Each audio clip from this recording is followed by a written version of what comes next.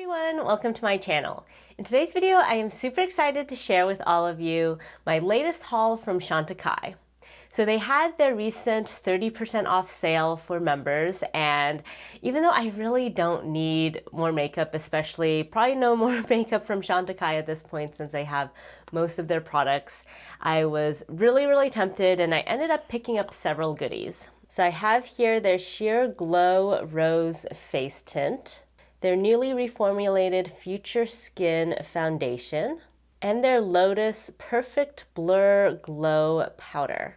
Especially these two products are ones I've heard rave reviews about for a really long time, so I'm super excited to try this out and do a full face of Chantecaille complexion. So if you guys are interested in seeing my first impressions of these products, then just stick around. So let's start off with this rose face tint. So this is described as a luminous gel creme that instantly blurs and perfects the complexion for a healthy looking glow. This is what the packaging looks like. So really beautiful and luxe, as one would expect from Chantecaille.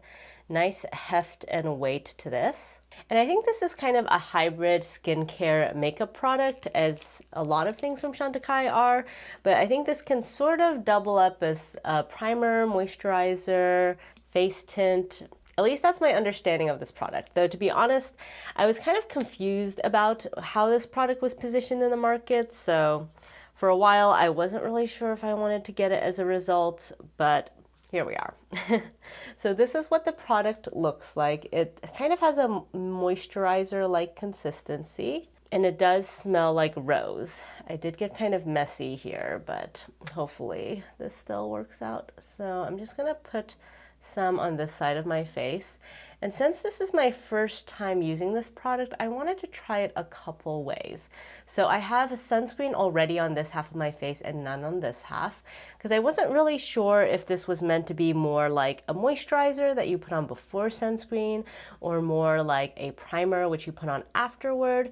So I'm going to try it both ways today. So bring you guys closer so you can see this. Off the bat, I'll say it does have a really nice cooling sensation on the skin. This does feel very nice. And actually, I guess I might as well put it on both sides, since this side I'm just going to put sunscreen on later on. It shears out very nicely. I am curious if I use this just as a moisturizer, how it would feel. I do already have moisturizer on today. Because the formula is quite sheer, I wonder if it would be moisturizing enough by itself. But there we go. It kind of feels like a very thin layer, definitely a bit primer-like. And you can see it does leave a glow, as the name implies. I feel like for me, I'm not actually seeing a lot of the rosiness, which is actually a good thing. I was on the fence between this and the gold one because I do have more golden undertones in my skin, but I feel like the rose one is the main one folks have been talking about and hyping up. So here's the rose one all over my face. Definitely a nice glow going on. And I do really love the scent as well. That really nice rose scent, not too sweet and cloying, definitely still quite fresh. Okay, now I'm gonna go in with my Biore sunscreen on the other half of my face, just because I'm curious how this looks layered on. In particular, I wonder if this will impact the glow at all, and or if there'll be any pilling. So let's see how this goes. And yes, in an ideal world, I would probably leave it to set a bit more, but I'm just curious if I put it on directly afterward, how it looks. All right, I think that actually looks fine. I'm not really noticing any ill effects from that. No pilling, so that's great. Maybe this side just looks a little bit more shiny than this side at this point, but other than that, it looks about the same. So that's great. And this side also applied on top of the sunscreen, great. I think in the future, I probably would just put this on after sunscreen, kind of like a primer or as a glowy base. Now, part of what motivated me to buy this is a lot of folks were saying they just use this and this alone as their base, and it just kind of, filters their face. To be honest, I'm not really seeing as much filtration as I personally want if I were just wearing this. I definitely see glow, but I don't feel like, for example, my problem areas around the middle of my face are really being blurred that much. So personally, I wouldn't necessarily go to this as like a one and done kind of complexion product. But just to double check, because there is a little bit of extra product here, I'm gonna just put on a little bit more of this and see if it layers on. So yeah, we're gonna have a lot of complexion stuff on my face today. And actually, I think because this product's so sheer, like kind of a little goes a long way. Like actually, the amount I just added on is probably enough to cover my face again with another layer. So the upside of that is this little jar probably will last a reasonably long time. And I think the rose is really mostly just in terms of the reflect, like when you see the kind of subtle sheen, it kind of reflects back a little bit more cool toned, but I wouldn't really call this like a rose filter. It's not like a skin tint that kind of has pigmentation to it. It's much more just about the reflectivity. And with 2 layers on my face now, I feel like it more or less looks like when I put on something like MAC Strobe Cream or another really glowy primer. It's giving that kind of effect. Now let's go into this Future Skin foundation. I am super stoked about this because I have had this foundation on my radar for the longest time. I feel like this is one of the most recommended foundations on YouTube. It's been a cult classic for a really long time. I feel like when Euphoria was big, this also got even bigger. It is a very nice heavy bottle, so quite luxe, and I really like the design as well. I will say I do kind of wish these products didn't come in jars because I find jars really messy and kind of like not very hygienic. So that's my one critique with the packaging, but it is really pretty otherwise. And I got this in shade Ivory, which I'm honestly a little worried might be too light for me. I was just kind of buying these products on a whim and wasn't spending too much time researching the shades, so hopefully this works out. And interestingly, the plastic bit at the top says do not discard. So I guess with both this and the face tint, it's probably best to keep this little plastic thing, which I normally do anyway, but I will say it's always a little annoying to me because I feel like so much of the product gets stuck on it that I end up just always taking product from the little plastic thing, which is fine, but kind of like less luxurious in my book. All right, so this is definitely looking a little bit lighter and peachier than my skin tone, but let's see how this looks on the face. This is supposed to be kind of a sheer coverage, so I'm hoping the shade will still work out for me. You can see it definitely has that gel, almost like a moisturizer texture to it. And this is an oil-free formula, so that's one thing that I think has made it very popular, especially among those with sensitive skin or teenagers that have really oily, hormonal skin. So I'm gonna first just put this on the right side of my face, get a general sense of what the coverage looks like with just a few dots, and also see how the shade is looking. Okay, there it is on half of my face. I think you can see just a little bit of perfecting happening there. Again, definitely a little bit on the light side, but sheared out, not too bad. Let me go in with a bit more. I do really like this texture. I feel like even though I'm using a sponge with this, you probably could blend this in pretty easily with a finger because it really feels like moisturizer. And because the coverage is not too high, I think you probably won't have issues with streakiness even if you're just using a finger application, which is also, I think, great if you're a teenager, makeup beginner. All right, so yeah, you can definitely see the shade match is not that on point. Curious what their return policy is. I've had this issue with Chantecaille based products in the past, but in the opposite direction. I had their skin tint for a while, and that was one of my favorites, but I got it in a shade that was too deep for me and too yellowy, and so that's why for this purchase I tried to kind of skew more in the opposite direction, but I think I went too far in the opposite direction. This is definitely too neutral for my skin tone, kind of giving a little bit of that, you know, gray cast as a result, and definitely a little bit on the light side. That said, I think this finish is looking really good. It definitely still looks very skin-like. It's interesting because, you know, with the glowiness on the other side from the face tint, I thought that would show through more, but you can see that this has actually taken down the glow quite a bit, which is kind of surprising to me just because I thought that this was supposed to be sort of a glowy foundation, but it's looking definitely more like a natural finish to the skin. Alrighty, so let's just go and even out my skin then. And I feel like this also has sort of a cooling effect on the skin, which is quite pleasant. But yeah, the shade match is definitely bugging me. It just looks so pinky, peachy on my skin. It's so hard to pick shades online. I feel like it used to be more like warm undertone products would work well for me, but then I feel like a lot of brands sort of shifted their shade ranges such that it would be the neutral shade that would work best for me. So that was what I was going off of with this purchase. Like normally nowadays, my skin tone is kind of like, it's not the lightest, but like not quite a medium, somewhere like in the light medium range, closer to light, and then the neutral undertone. So that's what I typically go off of when I'm just buying stuff online, but clearly that was not correct in this case. Yeah, I think you can see just the difference between my neck and my face. Okay, well, I'll definitely be reaching out to Chantecaille after this to see if it's possible to return this. But again, I'm just going to build this up with a second layer because since this video is really about these complexion products, I want to make sure I have enough of them on my face that you can kind of see the impact and not just be seeing like my natural skin. And so far I'm liking also just how buildable this is. Definitely, I don't think this is good if you want more of a full beat. I think adding more than those 2 layers might start feeling a little bit heavy, but those 2 layers layered on top of each other really nicely. And this is what the complexion looks like.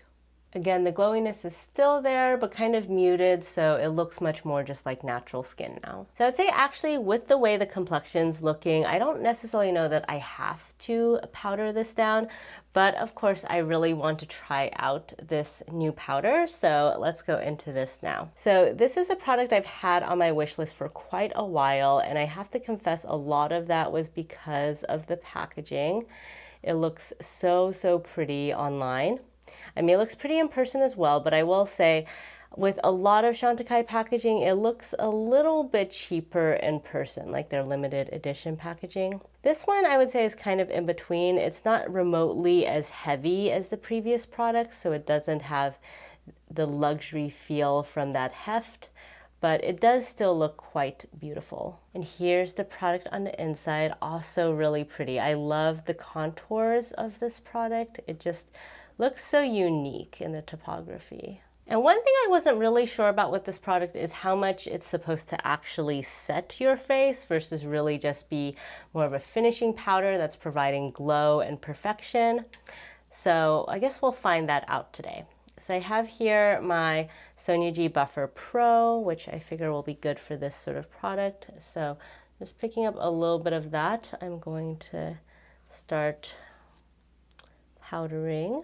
There doesn't seem to be any fragrance to this, which is nice. You guys caught my recent meteorites video that has a lot of fragrance. So I feel like this is sort of a similar product, but without that fragrance. Alrighty, so here it is powdered on half of my face and not powdered on the other half. To be honest, I'm kind of surprised it's not more glowy. So having just tried out the meteorites, that definitely provides a lot more glow to the face.